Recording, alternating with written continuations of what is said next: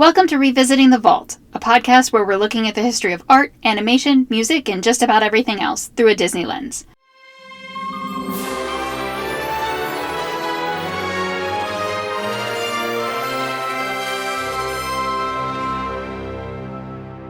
So, here's the thing with the crows. Which thing? So first of all, probably worth mentioning, we are both white women. Mm-hmm. So this is all coming from that perspective, which I mention because I tried so hard to find any black film critic or black film historian writing about these crows. Yeah. Because I found plenty of people on both sides of this debate. I found people like when Karina Longworth talks about these crows, she is just like, this is a whole... She goes deep into how racist it is.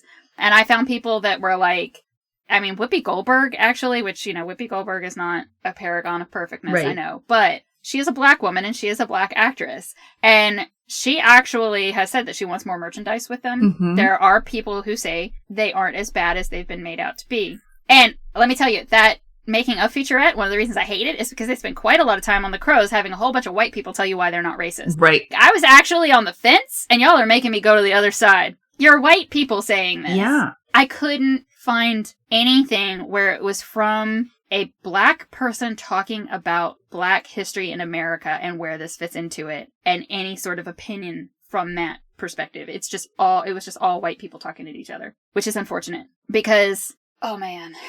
I mean, the name, racist, Jim Crow. They named him Jim Crow, racist. The first thing that you get, for sure, like, so there's some immutable, absolute, cannot be argued facts about the crows. First of all, they named him Jim Crow. That's racist. Very easy. Put that GIF in there, you're there, that's racist. When somebody said, I'm sorry, what? They renamed him Dandy Crow? Still an issue. Right. Come on, guys. You're really not even trying. Now, the name is not used in the movie. It's not in the credits because they didn't credit the voice actors, so the characters are never named on the screen. Right. Knowing what this name is comes from the actual, like, character sheets and things in the archives, and then later, merchandise. But at the same time, that tells you that the white men who were animating these crows thought it would be funny to name him Jim Crow. Exactly. Right there. Whether it made it into the movie or not, that tells you part of their mindset. Whatever we get into about what else they did, and what else their inspirations were, and where else they were coming from, that was a thing they thought was funny enough to make it his name. Exactly. Exactly. And the rest of them are just named after, like, their clothes. But the main one, they named him Jim Crow. There's no excuse for that. The other thing that I think cannot be argued, that is absolutely true, they are black characters. Not just because crows are black. They are characters who are based very clearly to represent black men. There's no, like, well, they're crows, so they can't really be people. Like, no. Because you get that a lot in things like, I am sure that when our Fantasia episode comes out, there will be somebody that's like, mushrooms can't be racist. They're not human. Like, okay. Right. Mushrooms also don't have eyes. So when you draw them on and make them like that, he's racist. Yeah. These characters are meant to be black men. We are meant to read them that way. They were meant to be drawn that way. It was an intentional choice. There was a vaudeville pair that they used for their live action models for these crows, and it was two black men. It was two brothers. They modeled the animation on the movements of two black vaudeville performers. Period. Right. So that's the one thing that was kind of interesting in that making of, is they actually have the footage. Yes. So that you can see it side by side. Now, the way that it's phrased in everywhere I've read is that they hired them to choreograph the movements for that song. So it wasn't, I don't want to, like, accidentally come across like saying that they stole it from them or something. Right. And I would just ask the question, is it better that they hired two black performers and modeled their animation off of them, as opposed to drew it out of their own imagination and exaggerated everything in a really heavily stereotypical way? And I'm just asking that question. I think they probably came out with a better result that way. Probably. Right. And the thing is, to me, the whole thing is very problematic, and I don't know enough to have a nuanced discussion about it, but I feel like it's worth mentioning that it is still problematic. It is still an issue. Right. So here's this thing with these crows.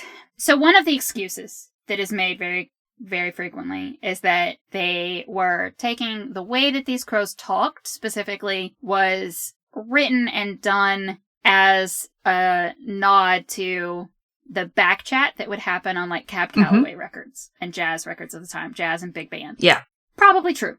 The song itself, very, very much jazz inspired, but worth noting, lyrics and music by white men, Jim Crow. White guy. Not just a white guy. He's Jiminy Cricket. He's Jiminy Cricket. I feel so betrayed. I know. And the rest of the choir was actually an all-black gospel group. Right. Based in L.A. But how did they feel? How did those men feel performing with a white guy, who's mimicking their vocal style? Were they in the studio together? Well, true. Probably, but I don't know. Just thinking about the Crows for me, and you got to read some my stream of consciousness in that Google Doc. But thinking about the Crows for me is a whole lot of me going, but,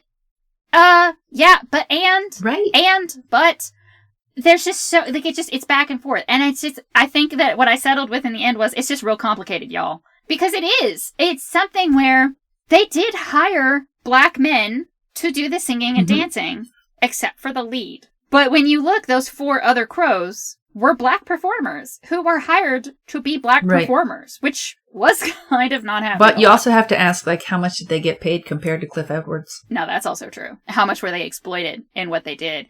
And how did they feel about it? I could not find anything about these brothers. That's the thing. That's what I was getting at, because if you look at the Hall Johnson Choir and they're performing with Cliff Edwards, who is mimicking their vocal patterns and all that stuff, that's a little bit of a kick in the teeth, right? Yeah. And he was probably getting paid more than they were. Oh, for sure. And the excuse would have been he's the lead. They're still being exploited.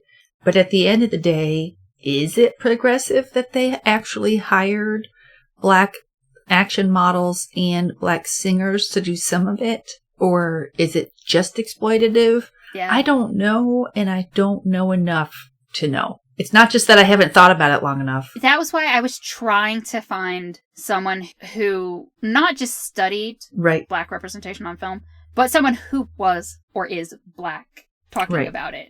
Because NPR's Code Switch has done a few episodes about minstrel shows and the way that we have a lot of tropes and common things in our culture today, even now, that come from minstrel shows. And there are a lot of people that will go on a really long time about Mickey Mouse and how Mickey Mouse is inspired by tropes from minstrel shows. I am not qualified to talk about that. Right. I'm pretty sure they talk about it on Code Switch. Please go listen to Gene Denby.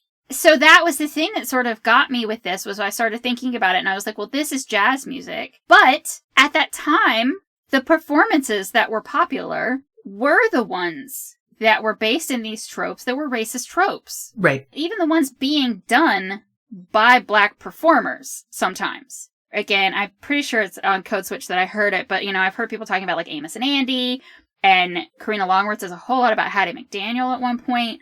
A lot of things about the black performers of that era and how some of these stereotypes were things that they agreed to go along with in order to have any sort of career. And was that really a devil's bargain? Can we judge them for it with our modern sensibilities? It's a complicated thing. Right. I mean, like when you've had your heel on the aspirations of a whole group of people for so long, you don't get to judge them for the decisions that they made to get by. You know what I mean? Like when you've been holding them down for that long, you just don't get to say, oh, well, they shouldn't have done that. Yeah. Well, what choice did they have, you jerks? And so then here's the other thing, is looking at these Crows and thinking about, again, you know, we have to set aside, this is 100%, I have no problem calling this cultural appropriation. Oh, yeah. Like, I will put that stamp on it. This is white people doing black art for other white people, even though they hired black people to inspire them and help them do it. Music, lyrics, main singer, animator, all white. So, cultural appropriation, absolutely. But when you start to look at it and you think about, like, why did the Hall Johnson Choir want to do this? I mean, we don't know. Specifically, you and I don't know. I don't know if the world knows. Maybe they've written it down somewhere. But there are a lot of reasons they could have. It could have just been money. Could have been they didn't care. But at the same time, I don't think it's that hard of a leap to look at this and see that these Crows are actually good guys. Oh, for sure. They are absolutely good guys. They are not making fun of them. No. They're not having them do the song and dance as a thing of making fun of jazz. They're not looking at it and saying, like, these guys dance like idiots. Don't they look stupid? They're cool. They are the coolest part of this movie. Right. I mean, that song is super fun. It's super sticky. It's something that, like, kids are going to remember. The dancing is fun. They're making fun of Dumbo in the beginning, but they're not really making fun of him the way everyone else has been making fun of him. Right. Everyone else has been like, look at you. You look dumb. That's why we call you Dumbo. It's worth noting everybody who's even on his side calls him that, which is just like twist the knife a little bit.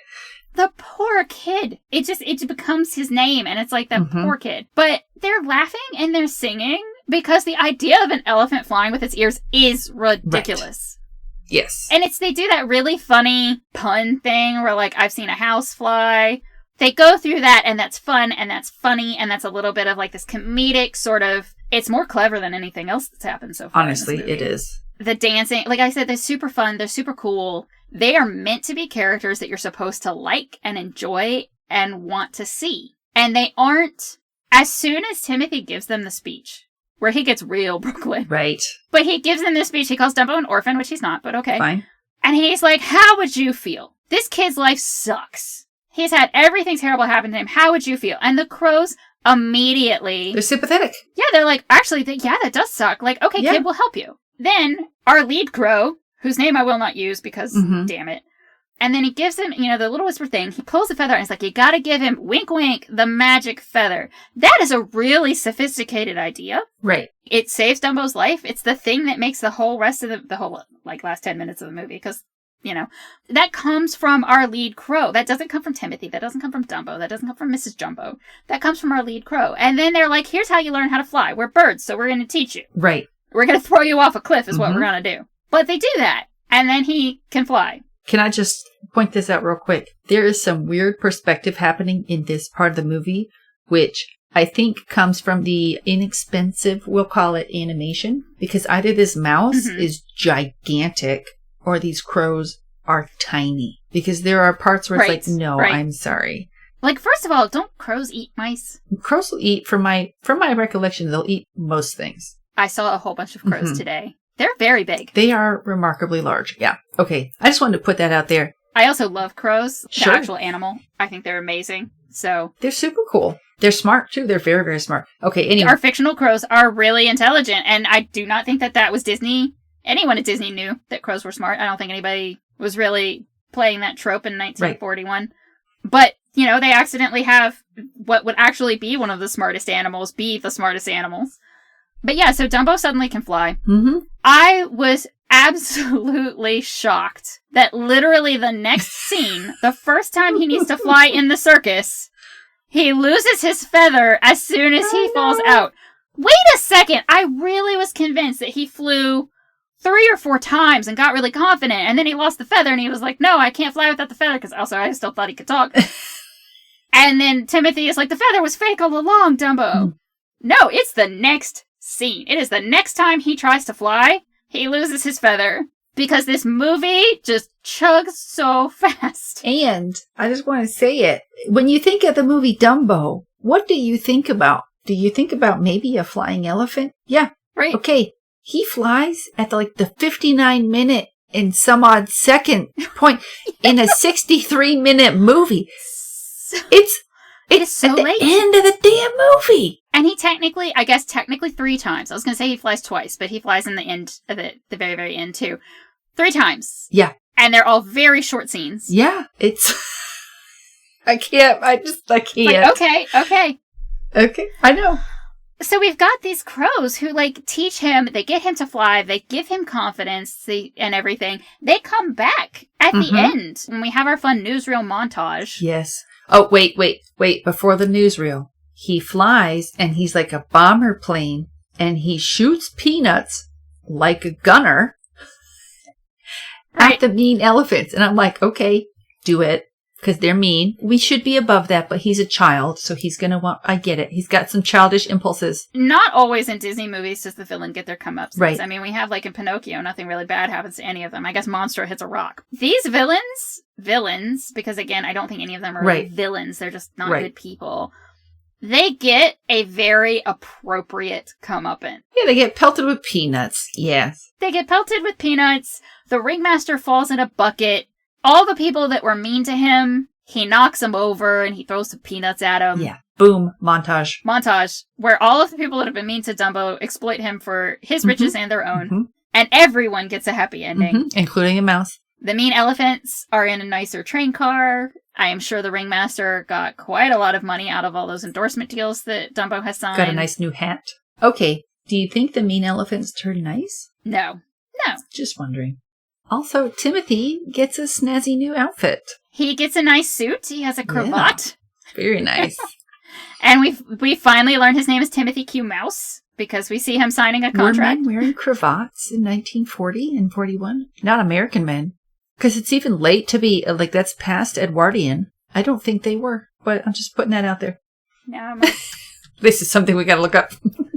Is it even a cravat? I just sort of made that up. Well, I think it is. It's a step up from the drum major uniform. You know, it at least makes a little bit more sense that he's dressing like he thinks rich people dress. Yes, absolutely. He gets to be a manager. Apparently everyone knows animals can talk in this universe or something. Mrs. Jumbo is out of jail. She is now chilling on the back porch of the train. Which is like a jet? Yeah, it's this very sleek and shiny speed train that she is on, chilling on the back porch. And then Dumbo flies down, and the crows are singing a reprise of their song because they're still hanging out with Dumbo. They're still his friends. Yeah. They sing us out. They do. Okay, real question. Nobody but his mother treated him well. Right. I do understand that Dumbo doesn't really have a place to go, but he could fly. So why would he stay? That was actually one of my problems with the ending. If you could fly anywhere. You don't have to stay with a group of people and animals who treated you poorly. You know, they're showing this thing where, like, they're making Dumbo-shaped planes for the war effort. Sure. He's, like, his ears are insured for, like, some ridiculous amount of 1940s money. He's super rich, super famous, Hollywood endorsement deals. His mouse is his manager, and he stays with the same circus. Yeah. He could have, at this point, since he has a manager who people know can talk, they could have said, I would like to go to a better circus. Literally anywhere. Where I don't have to be around these bitches anymore. I want to be a Hollywood elephant now. I want to be a stunt elephant. I don't want to be doing this circus stuff anymore. He could have done any of that. I mean, you know, you go back to the thing of, it's a kid's book, it's a kid's movie, it's only an hour or whatever. But I start to really, like, question, I'm like, what is the message? The message with the magic feather is very clear. And very obvious, sort of like training wheels on your bike. They were there to sort of help you, but you didn't really need them because you had the power inside you all along. Okay. That's a pretty common trope. Sure. I probably could find it on TV tropes. I would not be surprised if it was named Magic Feather. Then the end, after he proves his worth, which, you know, we're getting into that whole Rudolph the Red-Nosed Reindeer thing where your only value as a person/animal is directly related to your utility. Yeah. Which I don't always want to get that deep into Rudolph. Sometimes I just enjoy Rudolph, but there people who say that sort of stuff, they're not wrong. Right, it's there. Dumbo proves his worth to get his mom out of jail. But then what we're given is that he becomes super rich, super famous. He gets all of these wonderful things that he's been wanting. But him being rich and famous makes the people around him treat him better, and that makes them okay. That's what it is. That makes the whole thing okay. Because the ringmaster's not going to be mean to him or his mom anymore because they're rich. They made him rich. It was capitalism all along, which I'm stealing from a podcast called You're Wrong About. It's that a little bit, but it's also this thing of, that's not how mean people work. No. They're going to continue to be mean. Yeah, like those elephants are still going to be catty. They're just going to do it in a more underhanded way because they still think they're better than Dumbo. They don't think that he's good just because he can fly. These people don't do that. Bullies don't do that. You can't. If someone is bullying you, you can't prove to them that you're worth it. Yeah. That you're worth it, that you're smart, that you're special, that you're strong, or whatever it is that they're bullying you for. Yeah, because it's not about you anyway. It's about them. It's about them, and it's not about whatever it is they're saying and that they're picking on you for. I don't want to get too deep into, like, my own therapy sessions, but when I was being bullied as a kid, I thought it was personal. I thought it was about these specific things. Yeah. It really was. And again, this took years and years and years of, like, distance to look back on it and see that I was the kid they decided to pick on for whatever reason. And then they found something about me to pick on. Yes. That's how they do it. I mean, you can have a kid who's a bully, who is wearing blue t-shirts every day for 2 years. And then the kid that they want to bully shows up in a blue t-shirt, and they pick on him for having a blue t-shirt, and that kid won't wear blue t-shirts anymore, and will pretend that blue t-shirts have always been stupid. Yeah. Because that's what they chose. Exactly. It's not about them actually thinking those things. Exactly. It's a whole thing. And yeah, I think it's a very typical for its time Disney movie reasoning. Mm-hmm. They don't try to go that deep with it or anything like that because they don't think kids can understand it. Right. They don't think kids are sophisticated enough to really catch on. Well, and people doing children's entertainment still feel that way, which is the worst. Yeah. It's the worst because kids are so much more than anybody gives them credit for. They pick up so many more things than you think they do. Oh, yeah. One of the reasons that people tend to think that kids are don't understand the complexities of being an adult is because being an adult actually involves a lot of bullshit. Ugh. Yeah. And kids get that, though. They do. Kids will look at you and you'll be like, can't do that. And they're like, well, that doesn't make any sense. Like, well, that's just the way it is. Right. But it shouldn't just be the way it is. The rules that we kind of accept and follow, a lot of them are real dumb and we hang on to them. And I think that a lot of times kids are just like, I don't get it and I don't want to. And then we call them rebellious and all of that. Bringing it back around to kids movies and kids entertainment. I think that this movie just it was just a lazy. Yeah.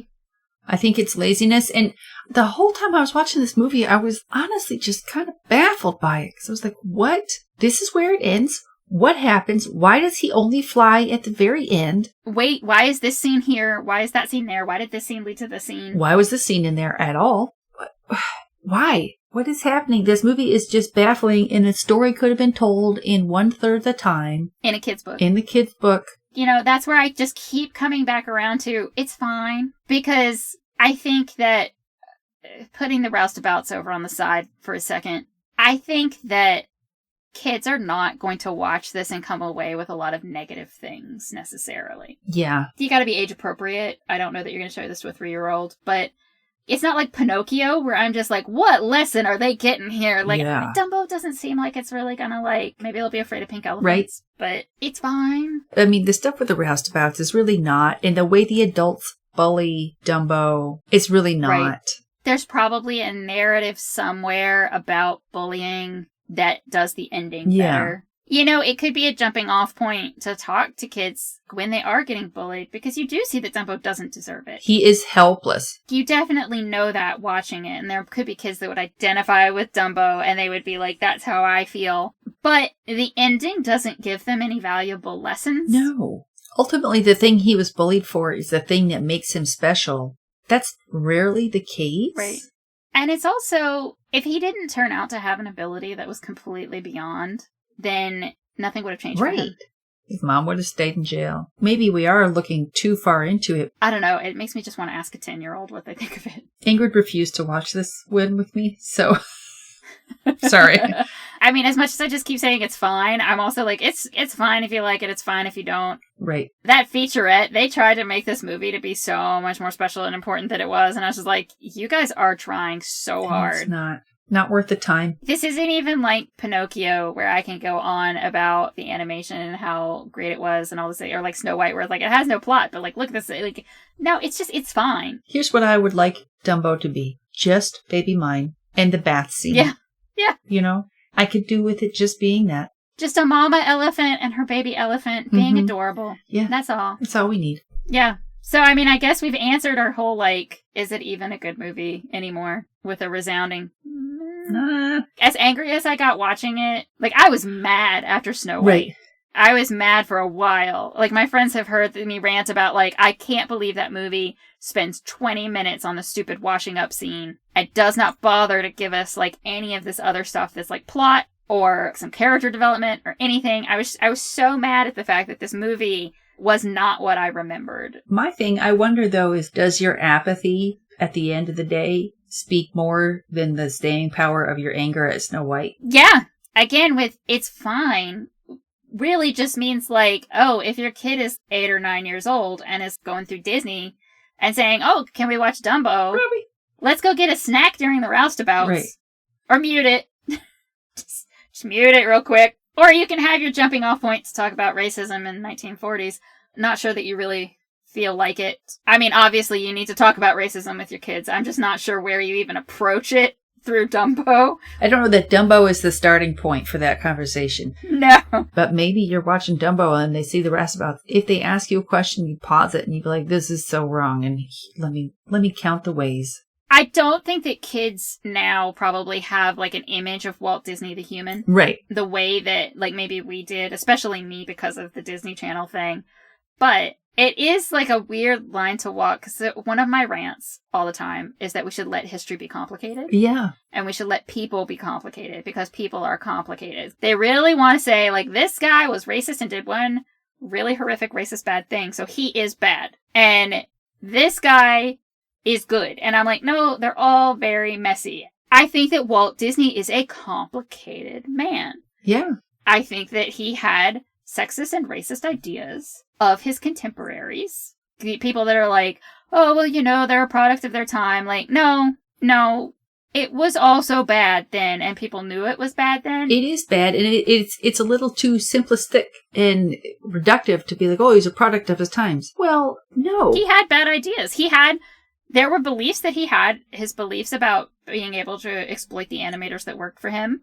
Yeah. Things like that were bad. He also was a visionary who created a cultural phenomenon and who made an artistic impact. Right. Like, you can't deny the fact that Disney, and through his feature films, did things that changed the world. Right. Not just changed the world of entertainment, not just changed the world of animation, changed the world. And some of those things were good, too. Like, I mean, he was brilliant and racist. Yeah. He was a very good artist and sexist. He's both. Yeah, and he's allowed to be both. I don't have any interest in demonizing or canonizing Walt Disney. Right. Again, for me, this is actually a skip it, because there's just not enough good in it for me. Right. Just watch the scene with Baby Mine, get a CD with it on it. I don't think it's the worst thing. Yeah, that's my whole thing of being like, okay. If it's just in the middle of the road and it doesn't stir anything for you, and there are a lot of problems with it, you can skip it, and that's fine. Yeah. He's cute. He flies in the last 4 minutes. He's adorable. I could be wrong, but I do think it was Arcade Fire, and I do remember really kind of liking Baby Mine. So, you know, look it up and find it. It's a great song. It is. It's a great song. And if you're having a weird kooky Halloween party, or you want to have some strange dreams, you can watch some Pink Elephants on Parade. Yeah, watch that tango scene. Next up, we finally get to the promised Bambi. I had the record storybook when I was a child. I'm sure I watched it, but I more remember listening to it and reading the book along with it. I had a lot of memories about it because I actually watched it last night. It actually dovetails with Dumbo quite a bit in a lot of interesting ways that we will get into. So yeah, before people join us next time, they should watch Bambi. Until next time.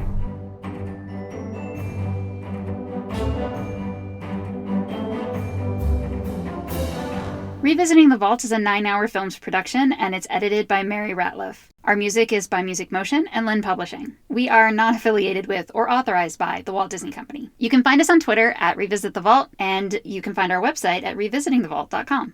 Don't forget to check out our Patreon. You can hear outtakes and deleted scenes from episodes. You can find that on patreon.com/9hourfilms. If you want to support us, the best thing that you can do is to tell other people about the show and make sure you leave a review in whatever app you're using to listen. Thanks so much for listening.